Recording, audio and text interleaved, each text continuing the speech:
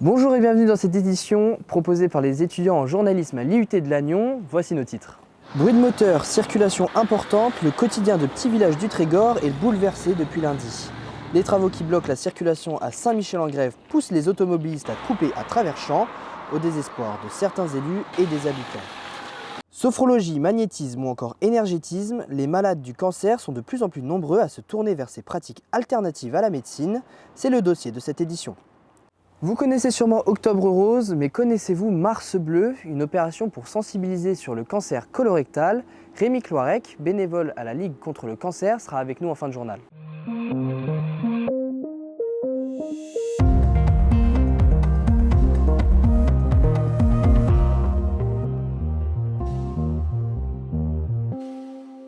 À la une, à Saint-Michel-en-Grève, les travaux perturbent la tranquillité des villages voisins. Ils voient arriver en masse des automobilistes sur des routes qui ne sont pas adaptées à cette affluence selon certains élus. Gueltas Philippe et Romane Denis se sont rendus sur place. Le trajet Lannion-Morlaix est pour lui quotidien. Depuis lundi, la route pour allier son travail est barrée. La déviation officielle passe par Plouaret, 10 km en plus. Je fais plus de distance du coup. Forcément, à la fin du mois ou de la semaine, j'ai des kilomètres en plus. J'avais fait le calcul récemment là, avec la nouvelle distance que je fais. Pour mon mois, ça va me faire un plein en plus. Contrairement à Evan, tous les automobilistes ne s'embarrassent pas d'un tel détour. Pour gagner du temps, beaucoup passent par les petits villages et leurs routes pourtant étroites. Si bien que cet adjoint à la maire de Tréduder redoute désormais les trajets à vélo. Ça roule vite, les gens, quand ils me doublent, ils se rabattent trop vite. Il me sert de trop près. Hier, ce qui est passé à même pas 20 cm, là c'est impressionnant quand même. Certaines routes trop petites ont été fermées. Pas de quoi empêcher les plus pressés, comme ici sur cette route de traverse que vient contrôler Gilda Morvan. C'est barré ? Les panneaux qu'il a installés sont régulièrement contournés. Il est déconcerté par l'itinéraire conseillé par les GPS. Ouais, c'est pas possible quoi. Quand vous croisez les autres dans l'autre sens, ça marche pas quoi. Vous savez bien que c'est interdit de passer par là. Interdit de passer par là? Oui, la route était barrée en droite. J'ai mis un panneau ce matin. Si cela passera pour aujourd'hui, Gilda Morvan mise sur la prévention afin de responsabiliser les automobilistes pour les 3 mois de travaux restants. Ces dernières années, Lannion a vu apparaître de plus en plus d'entreprises sur son territoire. L'agglomération cherche désormais des solutions pour maintenir cette dynamique et son attractivité. Un reportage de Maxime Fragnol et Janice Gallard. Devanture flambant neuve, cette chocolaterie vient d'ouvrir et au 2e jour...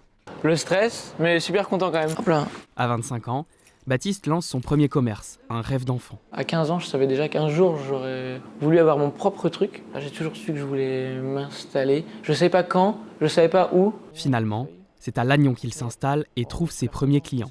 En 48 heures, leur stock de la semaine est déjà épuisé. Les curieux se pressent pour goûter les nouveautés et se réjouissent de cette dynamique. Très bien. Super. Je suis ravie de voir que de nouveaux commerçants sur Lannion ouvrent et puis des jeunes. Chocolatier, pâtissier. Chocolatier, pâtissier, ça manquait un peu quoi. Chocolatier, restaurant mais aussi start-up. En 2023, pas moins de 60 nouvelles entreprises sont créées dans la ville, 40% de plus qu'il y a 10 ans. Donc là, ici, on imprime. L'année dernière, 3 associés reprennent cette imprimerie, attirés par une clientèle fidèle et diversifiée, solidement implantée. On est sur un territoire à la fois donc, industriel, artisanal, commercial. C'est un territoire vraiment en mouvement. Pour conserver cette dynamique, l'agglomération organise un concours pour les étudiants. Donc on se présente, nous sommes l'équipe Anekia. L'objectif, créer une entreprise fictive pour répondre à une problématique locale et espérer qu'une idée germe dans les esprits puis se concrétise. Depuis ce programme-là, en septembre, on a créé notre entreprise et on a embauché une personne sur le territoire. Un goût d'entreprendre que le jeune patron transmet désormais. Les étudiants subissent la hausse des prix dans les rayons et revoient à la baisse leurs repas, mais quelles sont les conséquences sur leur état de santé? Pierre Jagline et Tiffany Santini. Ces courses pour la semaine tiennent dans un seul sac. Des chips et quelques lardons, mais certains aliments sont complètement absents. Voilà 4 mois que cet étudiant n'est pas passé dans certains rayons frais. Je mange beaucoup moins de légumes, beaucoup moins de fruits et la viande, c'est souvent de la viande marque repère et autres, enfin le moins cher possible quoi. Le prix des aliments augmente, plus 20% sur le riz, plus 18% sur les conserves de légumes, mais son budget, lui, reste cantonné à 120 € par mois. Si Tristan modifie ses repas, d'autres choisissent d'en sauter. Cela a des conséquences sur leur santé, selon cette diététicienne du service social étudiant. Si vous n'apportez pas suffisamment d'énergie et suffisamment de glucides, votre cerveau il va se mettre en mode verrouillage, donc il n'y aura pas forcément la concentration qui ne va pas être bonne, vous allez être beaucoup plus fatigué, donc ça ne sera pas optimal au niveau que ce soit en révision ou que ce soit en cours. Pour veiller à leur santé, des syndicats étudiants organisent des distributions alimentaires. Poissons, thé, cocktails de fruits, des produits absents de leur panier de courses habituel. On essaie de faire en sorte de suivre un petit peu l'organisation d'un repas, en quelque sorte. Donc on commence avec ce qui équivaut à des entrées, des plats, puis un petit peu plus des desserts. On essaye d'avoir assez de diversité, on essaye de prendre un petit peu des choses qui permettent aux gens de ne pas juste survivre, mais de vivre un petit peu plus, d'avoir un petit peu plus de confort alimentaire. Cette année, sur les 1600 étudiants lagnonnais, 120 ont pu compter sur ces distributions alimentaires pour diversifier leurs repas. Les tarifs qui stagnent et un manque de considération, les infirmiers libéraux tirent la sonnette d'alarme. Entre amour du métier et envie de le quitter, Vincent Cottard et Gwen Renard sont allés à leur rencontre. 2 fois par jour, bonjour. Clotilde retrouve Marcel pour lui changer ses bas de contention et poser ses pansements. Un des certains avantages quand on travaille à domicile, c'est qu'on entretient des liens particuliers avec les patients. À bientôt. À bientôt. Pourtant, après 5 minutes, il faut partir. Il reste des patients. Ils sont là, donc ça fait 27, 28, 29. Beaucoup de patients. Et ouais, c'est ça, 29. C'est en permanence courir après les soins pour gagner sa vie, quoi. Clotilde gagne 2 000 € net par mois pour 45 heures par semaine. Le salaire des infirmiers libéraux n'a pas été revalorisé depuis 15 ans. Pour exprimer leur colère, mardi, ils ont mené une opération escargot en Trifignac et Guingamp. Ils réclament une reconnaissance de la pénibilité du métier et une revalorisation par rapport à leurs confrères des hôpitaux. Nous, les libéraux, en fait, on a l'impression d'être les oubliés de la profession de santé parce qu'on fait plein de soins gratuits. Sur les tracts distribués, ils alertent. Si rien ne change, 58% des cabinets fermeraient dans les 5 ans à venir. Elles en peuvent tellement plus d'être dans leur peau qu'elles sont sorties de partout. Une échéance que Clotilde a bien en tête. Elle travaille même déjà à sa reconversion dans la production de tisanes et de cosmétiques végétales. Sophrologie, magnétisme ou encore énergétisme, des pratiques en hausse depuis la Covid. Selon le ministère de l'Intérieur, 6 personnes sur 10 faisant appel à ces pratiques sont atteintes d'un cancer. Mais alors, quels sont les points de vigilance? Ces pratiques sont-elles compatibles avec la médecine traditionnelle? Pauline Chamignon, Marine Lecoq et Malone Baldos nous en disent plus. Ça, ce point-là, c'est qu'une fois. Coudre pour se changer les idées. Muriel Thomas est en guérison du cancer du sein après 5 ans de soins, de chimiothérapie, mais aussi de consultation avec une énergéticienne. Il y en a qui vont voir des brûleurs de feu là, pour enlever toute cette radioactivité, cette brûlure qu'on peut avoir. Moi, j'ai fait appel aussi à l'énergéticienne pour m'aider à supporter la radiothérapie. On dépose un peu nos ressentis, nos interrogations, nos peurs. Voilà, je pense que c'est une bonne thérapie aussi. Une thérapie non reconnue par la médecine conventionnelle et pourtant, de plus en plus de malades du cancer se tournent vers ces pratiques. Selon cet oncologue, elles n'ont pas d'efficacité prouvée scientifiquement, mais elles peuvent combler un manque. En fait, c'est là où ces autres praticiens, entre guillemets, vont se positionner en fait, en offrant de l'écoute.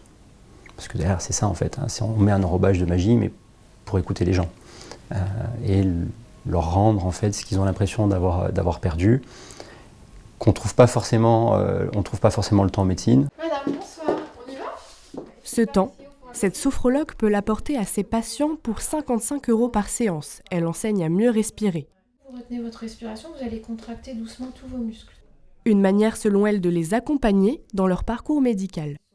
Pour aider les personnes à finalement aussi à se remettre en amitié avec leur corps, parce que leur corps à un moment donné, entre guillemets, leur fait défaut. En tout cas, c'est peut-être comme ça qu'elles peuvent imaginer la maladie. Et le travail de sophrologie permet de reprendre un peu confiance dans son corps. Donc ça, c'est important pour les personnes qui sont atteintes, déjà de chercher de l'aide et de savoir qu'il y a ces outils-là qui peuvent vraiment les aider vivre ça de la meilleure façon possible, quoi. Cette praticienne rappelle que ces soins ne se substituent pas à la médecine traditionnelle. Il est important d'en discuter avec son médecin. Chaque année en Bretagne, plus de 2300 personnes sont touchées par le cancer colorectal. En ce mois de mars bleu, le dépistage et la sensibilisation sont mis à l'honneur. Pour l'occasion, nous recevons Rémi Cloirec. Bonjour. Bonjour. Vous êtes bénévole à la Ligue contre le cancer. Beaucoup de personnes connaissent Octobre Rose. Est-ce que vous pouvez nous présenter et nous parler un peu plus en détail de ce mois de mars bleu? Alors Mars bleu est un mois qui est ciblé sur le cancer colorectal, donc le cancer bas-ventre. Bon, c'est vrai, on connaît très bien Octobre Rose avec le cancer du sein et le cancer colorectal, c'est un cancer qui touche autant les femmes que les hommes et qu'on cherche à développer car la prévention est très importante. Vous avez vous-même été touché par un de ces cancers. Pourquoi est-ce si important pour vous aujourd'hui de participer à la prévention? Parce qu'il n'y a pas suffisamment de personnes sensibilisées au test, et le test, sachant que le test permet de sauver des vies.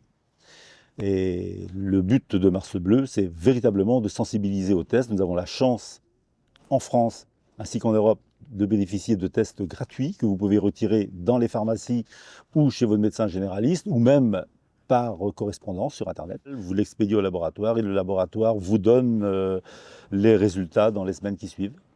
Vous avez justement avec vous un test et un kit de dépistage.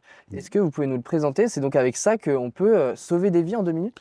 Et oui, on peut sauver des vies en 2 minutes. C'est-à-dire que si je n'avais pas fait ce test-là il y a 7 ans, je ne serais plus devant vous aujourd'hui. Et c'est tout simple, donc il y a un mode d'emploi, vous avez ensuite des documents administratifs, il faut bien avoir vos coordonnées, et puis ensuite le kit qui vous permet de récupérer le petit morceau de sel. C'est tout simple, c'est d'une facilité déconcertante. Merci Rémi Cloirec d'avoir répondu à nos questions. Je vous en prie. Pour information, ce 28 mars, une journée de prévention au sujet du cancer colorectal est organisée à la Polyclinique du Trégor. C'est la fin de cette édition. Belle journée.